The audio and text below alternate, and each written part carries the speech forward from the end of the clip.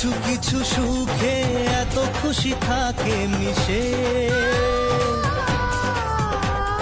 ধরা দেয় অচেনা কাছে এসে ভালোবেসে।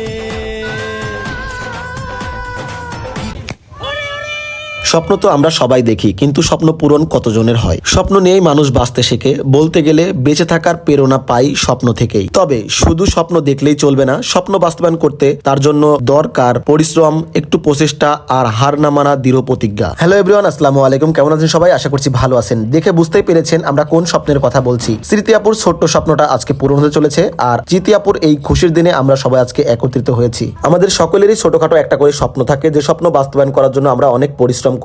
চিতি আপুরও ঠিক তেমনি একটা ছোট্ট স্বপ্ন যেটা ছিল সেটা আপু আজকে পূরণ করতেছে। আপুর আজকে খুশির দিন, তারপরও আপুর আম্মা অনেক কান্নাকাটি করতেছিল। এখানে সবাই আমরা আনন্দ করতেছিলাম। আসলে স্বপ্ন পূরণ হলে চোখে কিন্তু এমনি পানি চলে আসে। পরিশ্রমের ফল যখন পাওয়া যায় তখন অটোমেটিক আপনার চোখে পানি চলে আসবে। আর এই খুশির দিনে আমরা কিন্তু অনেক মজা করতেছিলাম। রাত ভাই এখানে সবার মুখে স্প্রে করে দিচ্ছিল। এখানে কেক কাটা হলো, কেক কাটার পরে আমরা সবাইকে কেক খাওয়াই দিচ্ছিলাম। এখানে দেখতেই পাচ্ছেন সন্দীপ ভাইয়া কেকটা খাওয়াই দিচ্ছে, দেন আমরা একটা গ্রুপ ফটো তুলতেছিলাম। রাত ভাই কিন্তু যে কোনো প্রোগ্রামে আমাদের আগে গ্রুপ ফটো তোলা হয়। গ্রুপ ফটোতে আমরা খুবই এনজয় করে তুলি।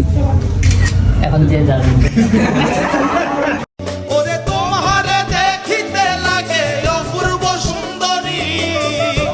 যাই হোক, ফটো তোলা তো হলো। এরপরে আমরা আবার চলে আসলাম কেকের পার্টিতে। এখানে সবাই সবাইকে কেক খাওয়াই দিচ্ছিল। মোস্ট ভাইরাল পারসন আমাদের তিশা আপু ওরূপে উর্ফিজি, তাকে আমি কেক খাওয়াই দিচ্ছিলাম। আপু কিন্তু ডায়েটে থাকে। আর এরপরেই আসছে আলামিন ভাইয়া। আর আলামিন ভাইয়া কিন্তু সবসময় ডায়েটে থাকে। ডায়েটে থাকার পরে আলামিন ভাই যে এত খাইতে পারে এটা আমি কখনো কল্পনাও করতে পারি নাই। আলামিন ভাইয়া কিন্তু মুখেই বলে শুধু ডায়েট করে, বাট কিন্তু খাইতে অনেক পছন্দ করে। এদিকে আমাদের সতর আপু, যাকে ব্লগ বাগমারাতে আপনারা দেখে থাকবেন, তিনি কিন্তু এসে কুশল বিনিময় করতেছে আমাদের ফারানাবিত আপুর সাথে। আর সেই সতর খ্যাত আপুকে আমি টেনে নিয়ে আসলাম, আর শিমুল ভাইকে নিয়ে আসলাম, যাকে সতর নামে সবাই চিনেন। ব্লগ বাংমারতে দেখে থাকবেন। তো আপুকে আমি বললাম, আপু ভাইয়াকে যে আপনি খেতে না দিয়ে সতর বানিয়ে ফেলছেন এবং ডাক নাম্বারটাও সতর বানিয়ে ফেলছেন। সবাই যখন ফটোশুট ও ভিডিওতে ব্যস্ত তখন কিন্তু এই আপু লুকাই লুকাই মিষ্টি খাচ্ছে, আমি তাকে ভিডিও করে ফেলছি। আর তারই পাশ থেকে আমাদের উর্ফিজি আপু কিন্তু হাসতে হাসতে চলে এসেছে। আপু কিন্তু আসলেই অনেক হাসি খুশি মানুষ। আর এবার পালা চলে এসেছে সবাইকে ফ্যান ফলোয়ারকে ছবি উঠানোর জন্য। তো এখানে উর্ফিজি ছবি তুলতেছে ফ্যান ফলোয়ারের সাথে, এখানে চিতি আপু তার ফ্যান ফলোয়ারের সাথে ছবি তুলতেছে। তো সবাই এখন সবার ফ্যান ফলোয়ারদেরকে একটু সময় দিচ্ছে।